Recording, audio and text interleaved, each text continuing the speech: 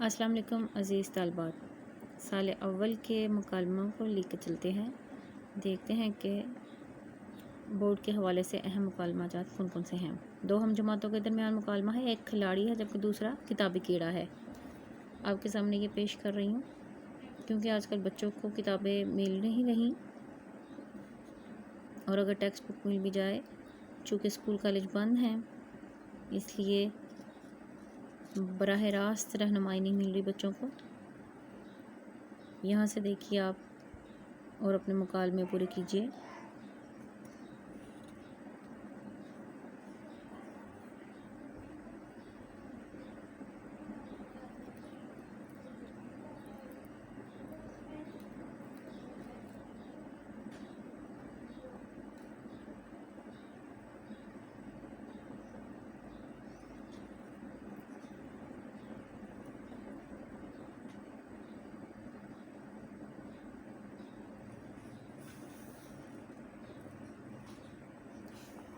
खिलाड़ी और किताबी कीड़े के दरमियान गुफ्तगू हो रही है। साल अव्वल के हवाले से ये मुकालमा है।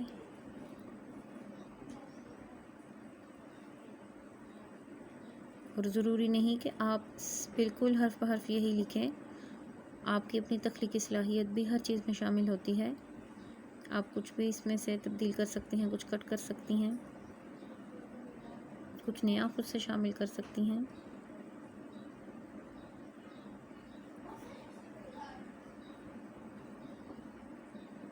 कायद-ए-आज़म का कौल शामिल किया है यहाँ अपनी बात को पायदार और मुस्तनद बनाने के लिए, चाहे वो तशरीह है, चाहे वो मज़मून, मुकालमा, रुदाद, हर किस्म की जो ग्रामेटिकली चीज़ है उसमें आप कौल और हवालेजाती अशार मवाद शामिल करें तो आपका क्वेश्चन बहुत अच्छा हो जाता है।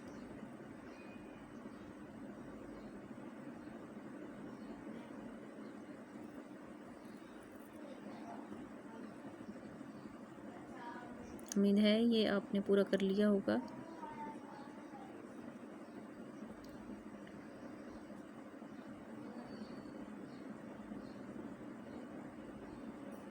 आज के मैच में 25 रन बनाए और 2 मुखालिफ खिलाड़ियों को आउट किया। इसके बाद क्या आएगा?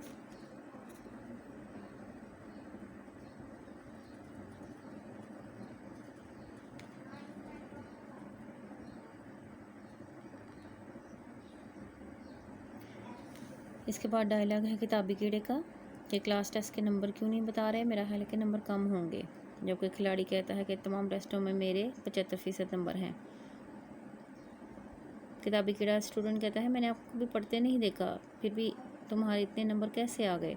देखो ज़िंदगी बड़ी मुनज़्ज़म है, मैंने एक निज़ाम-उल-औक़ात तरतीब दे रखा है। निज़ाम-उल-औक़ात टाइम टेबल को कहा जाता है।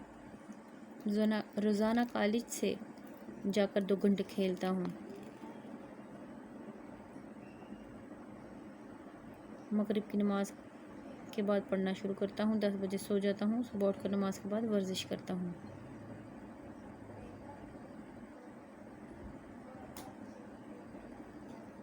अब देखिए आगे लॉर्ड मैकाले का भी एक शामिल किया गया है कि उसका तालीम और कुतुब-बिनी के हवाले से क्या नज़रिया था।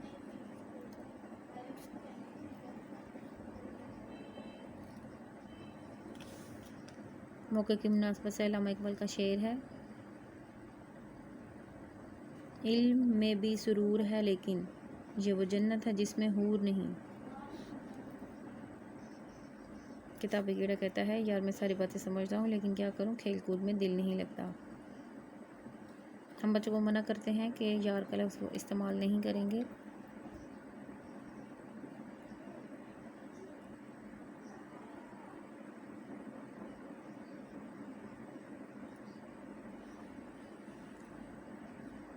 दोनों दोस्त एक दूसरे के नुक्ते निगाह को समझ जाते हैं और यूँ मुकालमा ख़त्म हो गया।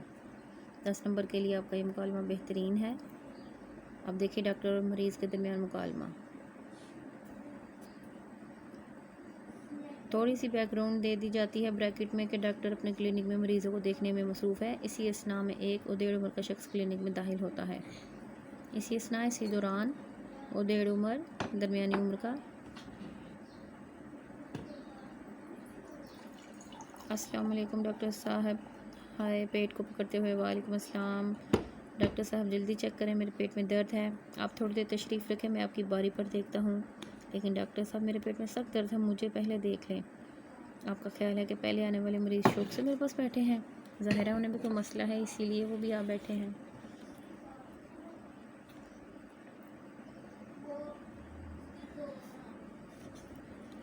फिर इसके बाद मरीज़ क्या कहता है? ठीक है डॉक्टर साहब, पहले उन्हें देख लें, कोशिश करें कि जल्द फारिग हो जाऊं। डॉक्टर थोड़ी देर बाद मरीज़ की बारी आती है तो फिर पूछता है, जनाब आप बताइए पेट में दर्द क्यों हो रहा है? मरीज़ कहता है, ये तो डॉक्टर साहब आपको इल्म होना चाहिए कि दर्द क्यों है। डॉक्टर, ये काम हकीम लोग करते हैं, हमें तो आप बताएंगे या हम टेस्ट करेंगे या फिर पता चलेगा कि क्या बीमारी है आपको पहले ही जल्दी में है।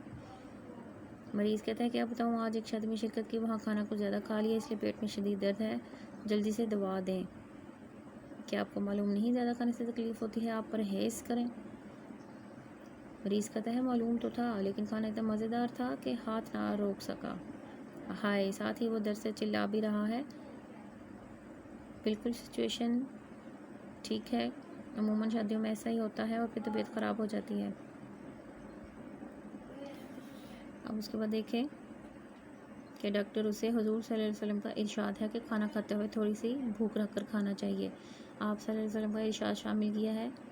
जब आप ऐसी बात अपनी ग्रामेटिकली किसी भी चीज़ में, किसी भी सवाल में शामिल करेंगे तो उसके नंबर इंशाल्लाह बहुत अच्छे आएंगे।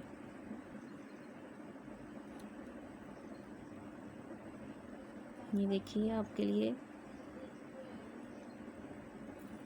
नहायत उम्दा मुकालमा है डॉक्टर और मरीज़ के दरमियान, बिल्कुल हकीकत पर मबनी, और मुकालमे में होना भी यही चाहिए। कुछ भी आर्टिफिशियल या मसनूई ना महसूस हो। और अगर आपको कोई ऐसा डायलॉग लगे कि ये गैर मुनासिब है या यहाँ पे सूट नहीं कर रहा या तसन्नो है, इसमें बनावट है, तो आप उसको चेंज कर दें, आप उसको मत शामिल करें।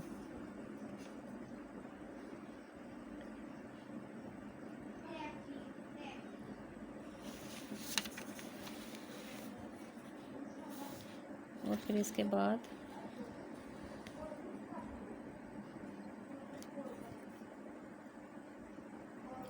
आप जैसे बेसब्रे लोगों की वजह से हमारे क्लिनिक चल रहे हैं।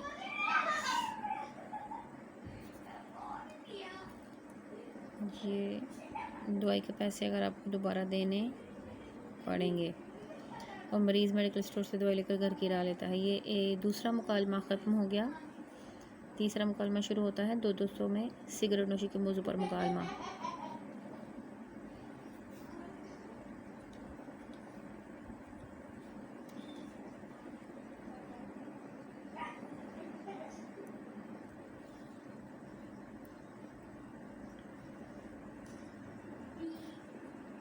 उमर, महमूद ये सिगरेट और माचिस किस लिए ख़रीद रहे हो?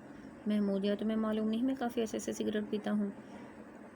उमर, लेकिन मुझे तो मालूम नहीं है कि तुम काफ़ी अरसा से सिगरेट पीते हो।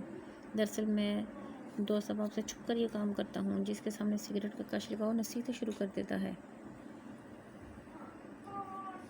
उमर कहता है, तुम्हारा ख्याल है कि मैं तुम्हें नसीहतें नहीं करूँगा। महमूद कहता है, तुम मुझे कैसे नसीहत कर सकते हो, तुम खुद पान खाते हो, चाय पीते हो। इन दोनों चीज़ों का मज़ा तो सिगरेट के साथ दुबाला हो जाता है। तुम भी सिगरेट ज़रूर पीते होगे। अब उमर उसे समझा रहा है और कहता है कि नहीं, मैं सिगरेट नहीं पीता, बल्कि इससे एक मुखलिक और खतरनाक बीमारी समझता हूँ। दो दोस्तों का मुकालमा सिगरेट नोशी पर।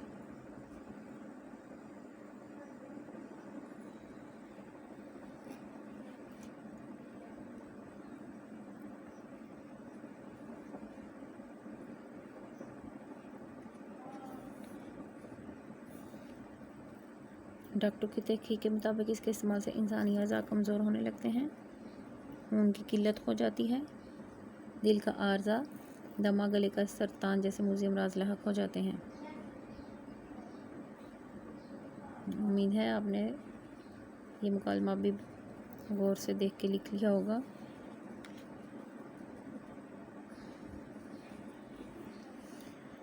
अगले सफ़े पे चलते हैं।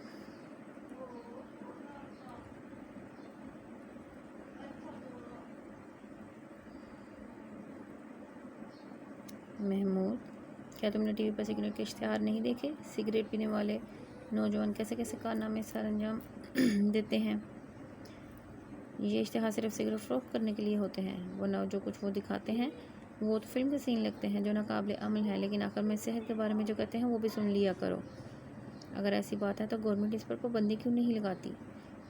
शायद आपको मालूम नहीं, हुकूमत ने पब्लिक मकामात पर सिगरेट नोशी पर पाबंदी आयद की हुई है। तुम्हारी बातें मेरी समझ में नहीं आ रही। मैं तो सिगरेट पीने से सुकून महसूस करता हूँ, हर फिक्र को धुएं में उड़ाता चला जाता हूँ।